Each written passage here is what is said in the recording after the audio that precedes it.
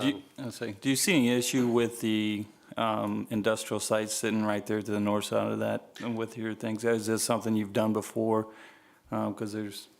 Yeah, we're usually that transitional use that land planners look for. We're behind Lowe's and the big box stores. We're behind industrial areas that buffer school systems. So we're familiar with that. You can pull that off being an apartment. People might not move here for 10 years, but they're going to move here for 3 to 6 years.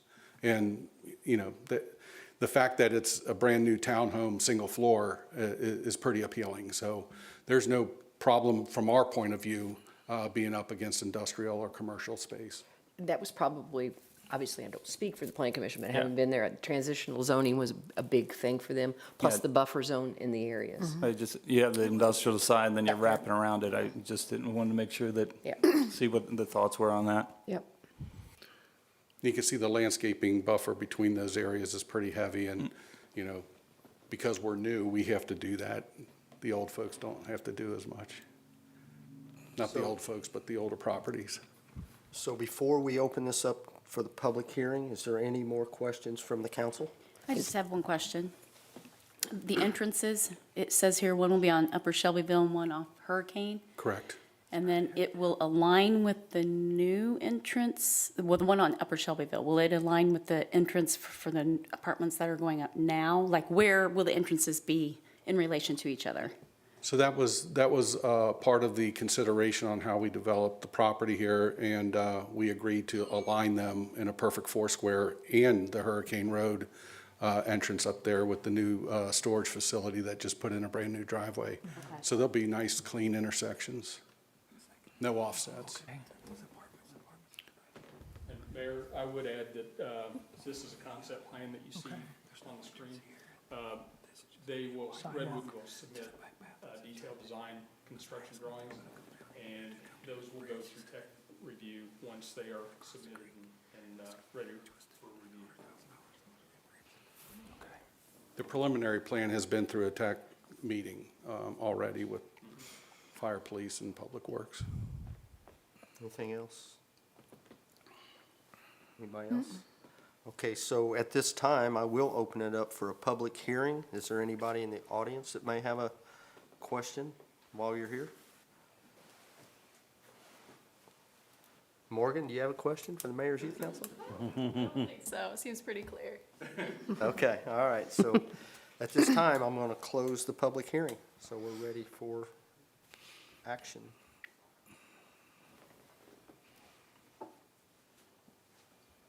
So I move to approve. Second. Subject to the commitments that were tendered? Yes, ma'am. Thank you. Subject to those commitments. Okay, we have a motion and a second. All those in favor? Aye. Is there anyone opposed? Okay, hearing none. Thank you, sir. We'll go on to the next item, the approval of the new sewer use ordinance to replace ordinance from 1998 Commonwealth Engineers, who is not here. So I thank Lynn Gray and Sally Brown.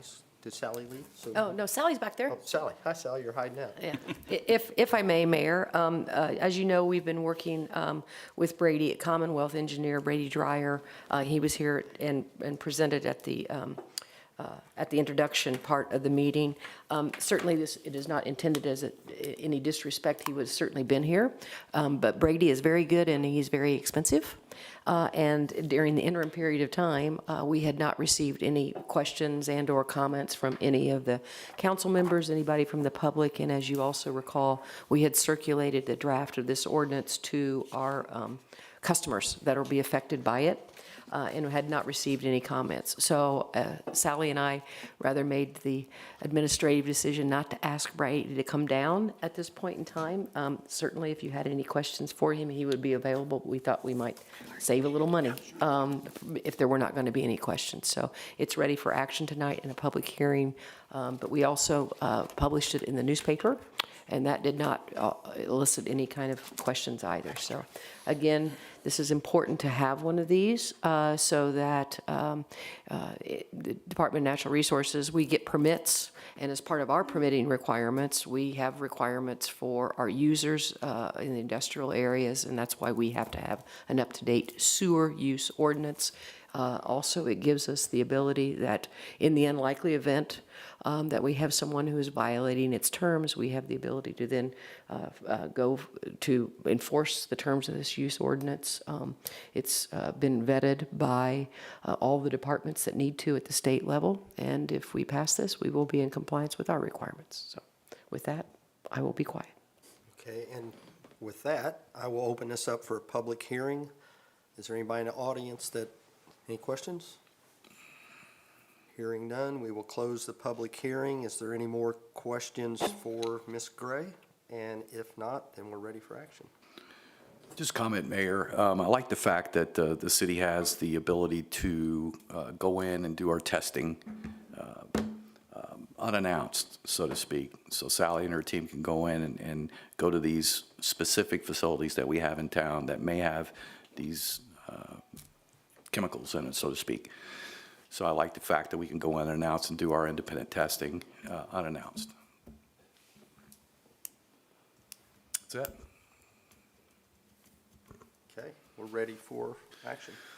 I make a motion to approve. Second.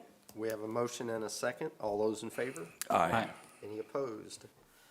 Okay, hearing none, we'll go to new business. Move to read new business by title only. Second. We have a motion and a second to read by title only. All those in favor? Aye. Okay, item number 1, request to appropriate donation funds, and this is for introduction only.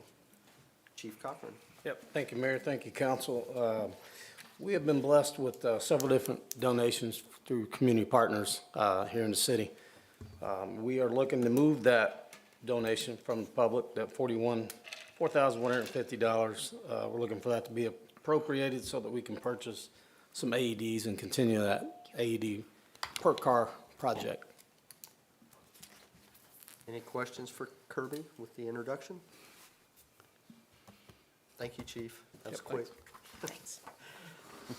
All right, there isn't any other business, so we'll go right into council member comments, and I'll start with alphabetical order. Mr. Austin. Like I said in the Board of Works meeting, kudos to our street department, law enforcement, fire department, everyone coming together and helping out people and during these difficult times. So just kudos to our department heads and our staff. Thank you. Bob Houghton. I have nothing more to add. I agree with what Kenny said. Ann McGinnis. Ditto. Thank you. Irene Nally. I have to piggyback off of what Kenny and the rest of my councilmen said. I totally agree. They've done a wonderful job. Sean Taylor. Nothing. I totally agree with the other council members, and it's thank you to the police, the fire. Brett, I know Brett's already left, but there's a big cleanup and a lot of work to be done. I know they're still out there working, so. Okay, Morgan Harvey. So the Franklin Mayor's Youth Leadership Council, as you know, with our Wi-Fi project, we have that finally, after the winter, we have the ball rolling with that. So our contractor will actually be putting things on roofs. So we might have Wi-Fi very soon. We're fingers crossed. And so, but our main project right now, because the contractor is mostly handling that, our main project is the art in the middle of the roundabout that's going to be out in front of the high school. And we're still trying to raise funds for that. We're working with the artist, we're working with the person who's fabricating the art, and we're trying to raise funds in order to pay for that art, so we don't have to come begging to these guys in the Board of Works for the rest of the funds. So if you know of any organizations that might be willing to help us out, go ahead and hit me up after the meeting. Thank you. Thank you, Morgan. Tara, do you have any? I just wanted to let everyone know there's gonna be a joint city council and school board meeting April 24th. It will be in addition to all the other meetings that we have. We just talk about some of our joint ventures and things that affect the school and the city together. It will be April 24th at the middle school auditorium at 6 p.m. And everyone's welcome. Okay, thank you. Ms. Rhodes, Jane. Nothing, sir. Lynn? Isn't it nice to end a night meeting when it's still light? It is. I don't have anything to add. All right, and I don't have anything to add, so I think we're ready for a motion to adjourn. So moved. Second. All those in favor? Aye. Thank you.